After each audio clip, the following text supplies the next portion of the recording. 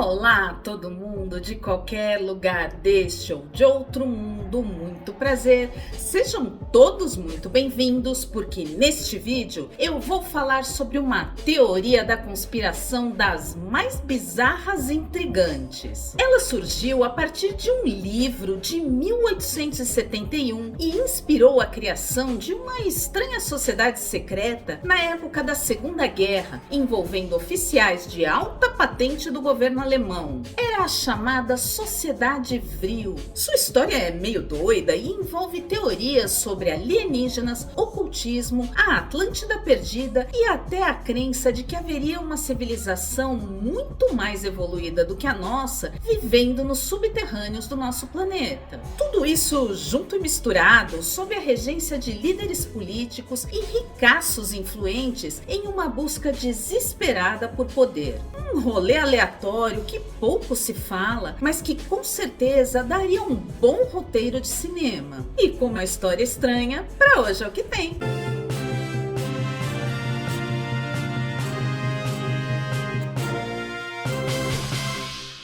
Você já ouviu falar na conspiração Vril? Se não, prepare-se para conhecer uma estranha e vil sociedade secreta criada no século XIX e que até hoje inspira a criação de muitas outras teorias da conspiração. Ah, não, aí não. Sabe aquelas histórias de povos secretos, civilizações antigas que viviam embaixo da terra?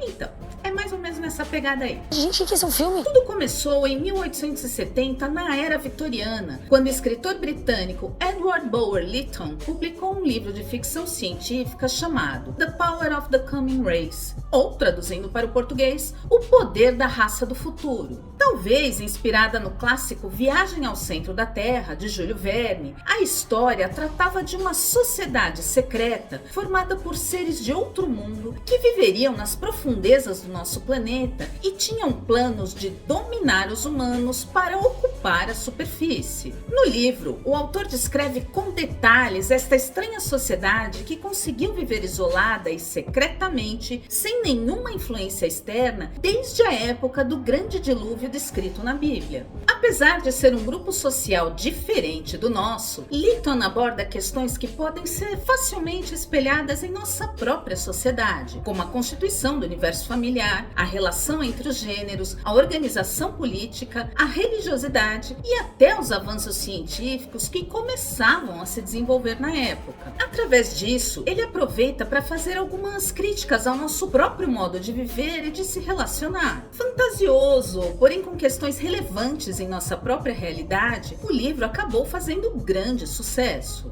O livro se encaixa diretamente na origem da ficção científica como fenômeno popular de massa. Mas o que poderia ser apenas mais uma obra de ficção interessante acabou se tornando material para justificar a crença de muitos na existência de uma raça superior que de fato habitaria secretamente o planeta Terra.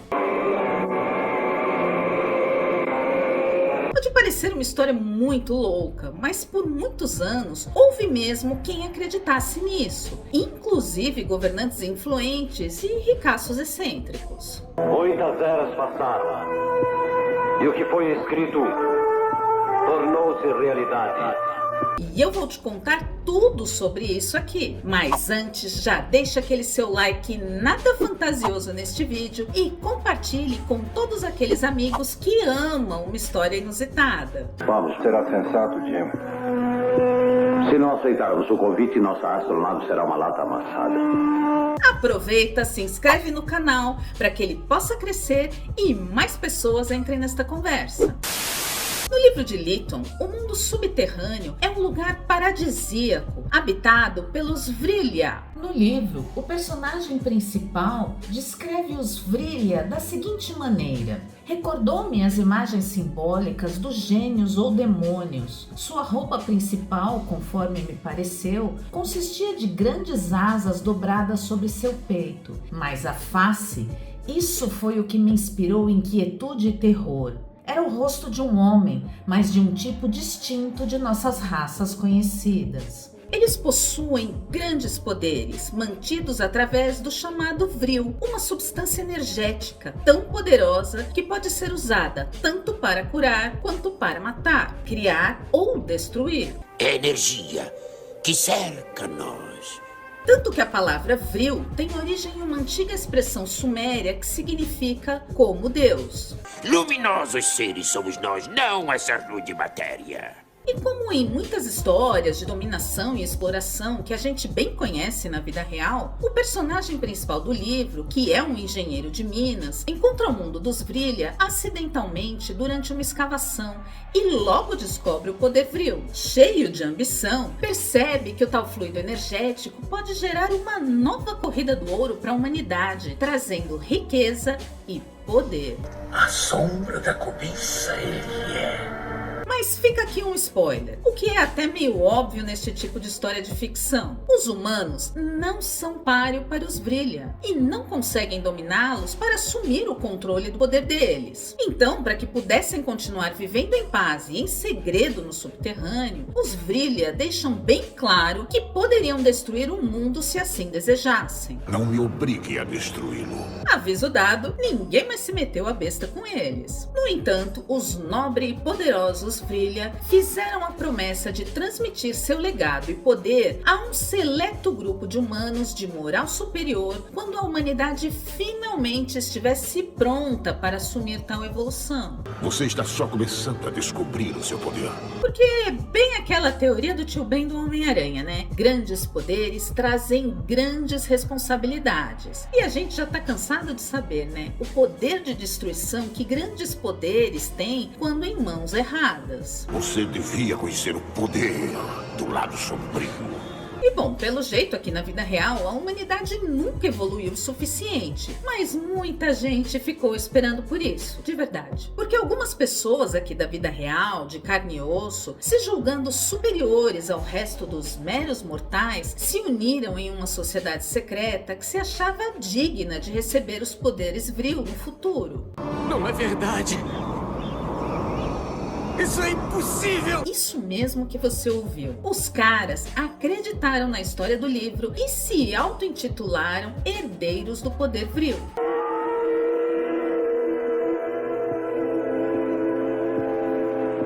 O fato do autor Edward Bulwer Lytton fazer parte da realeza britânica e ser membro da Ordem Hermética da Golden Dawn, um grupo dissidente da Rosa Cruz no Reino Unido, e tendo vasto conhecimento esotérico, só alimentou esta crença. Essas ideias estavam sendo cada vez mais aceitas, mesmo entre as pessoas inteligentes que toleravam o ocultismo socialmente. O teósofo William Scott Elliot era uma das pessoas que acreditavam nisso. Ele estudava a divindade e os mistérios da vida sob pontos de vista filosóficos e místicos e defendia a ideia de que os Vrilya seriam realmente descendentes dos antigos Atlantes e que já na antiguidade, na Atlântida, a força Vril era utilizada até para abastecer aeronaves. Nós desvendamos o segredo da energia ilimitada numa época em que o resto do mundo ainda pensava que a Terra era plana.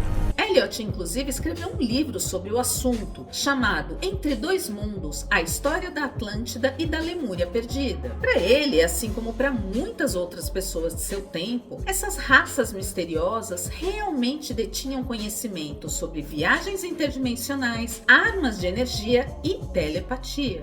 Use os seus poderes, deixe sua mente limpa. Até aí tudo bem, né? Porque quando não se tem provas, nem que sim, nem que não, teorias são válidas. O problema é quando um grupo com poder e influência assume essas teorias e as transforma em um tipo de seita, contrariando comprovações científicas já consolidadas e o bom senso. Esse mal se disseminou entre os líderes do partido que iria capitanear o regime mais cruel do século XX. E foi isso que aconteceu no início do século XX, quando a ideia de reunir pessoas de suposta moral superior para herdar o conhecimento Vril foi adotada por membros da Sociedade Thule, que era um grupo místico secreto considerado a base do pensamento nazista. A maior pergunta não era existe um sobrenatural? A maior pergunta era como nós podemos aproveitar o sobrenatural. Um grupo com ideias e ideais perigosos. E a história tá aí para mostrar isso. O propósito final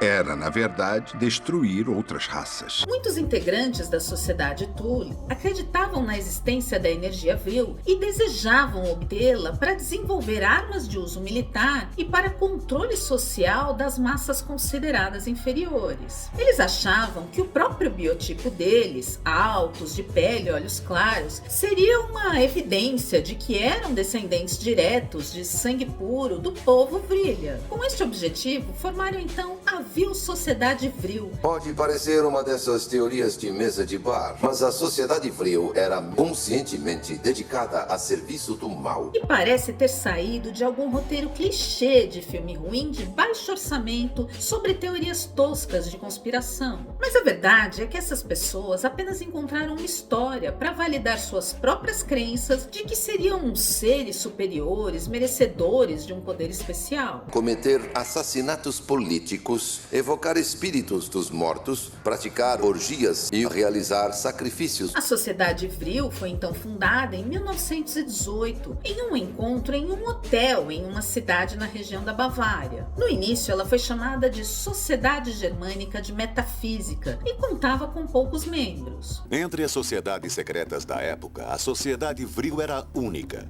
Um dos motivos é que aceitava mulheres em seus quadros. Entre os líderes do grupo se destacavam dois homens, Rudolf von Sebortendorf e Dietrich Eckart, ninguém menos do que um dos fundadores do Partido Nazista. Rudolf, que usava o título de barão, mesmo sem pertencer à nobreza, era bastante interessado em ocultismo. Com fama de aproveitador, sempre dava um jeito de participar de grupos influentes e chegou até mesmo a trabalhar como agente e espião da Alemanha durante a guerra. Já Eckhart era um estudante de medicina que não terminou o curso e acabou se tornando jornalista. Ele tinha um sério problema com vício em morfina, que fez com que fosse internado várias vezes em sanatórios e manicômios. Com certeza, dois perfis que mais parecem saídos de alguma obra de ficção, mas infelizmente são aqui mesmo da vida real. Os membros originais acreditavam que poderiam viver debaixo da terra e voar até as estrelas usando o poder de uma substância misteriosa chamada frio. Eckhart, em especial, era muito carismático e convincente. Ele dizia até ter um poder hipnótico que chamava de alma negra e pregava a seus seguidores que a energia vril poderia ser alcançada através de meditação e, olha só, de orgias. Este método carnal de colher o vril era só uma desculpa para trocar de parceiro. Com esse papo cheio de simbologia e delírios de grandeza, a Sociedade Vril atraiu pessoas do alto escalão do governo, oficiais de alta patente e ricaços influentes dispostos a bancar esta narrativa. Eles também acreditavam que um dia dominariam o mundo e chegaram muito perto disso.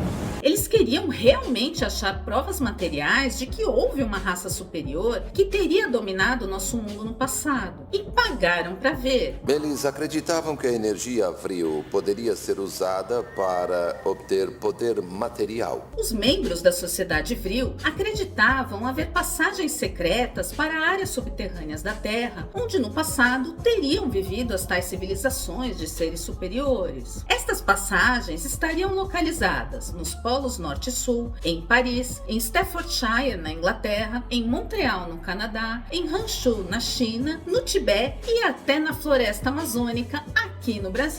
Hitler criou uma organização para rastrear as origens da raça ariana, a Nenerbe, que significa herança ancestral. Em busca de evidências que pudessem confirmar suas crenças, a Sociedade Vril patrocinou grandes expedições arqueológicas a esses lugares. Um trabalho que nunca deu em nada. Eles gastaram mais dinheiro nisto do que os Estados Unidos com a bomba atômica. O equivalente a 20 bilhões de dólares em valores atuais. Com o enfraquecimento do governo alemão nos últimos tempos da guerra, a Sociedade Vril foi perdendo a força, afinal ela era uma extensão dos delírios de supremacia e dominação do Reich. Estavam trabalhando num projeto secreto nos últimos 2 anos da guerra.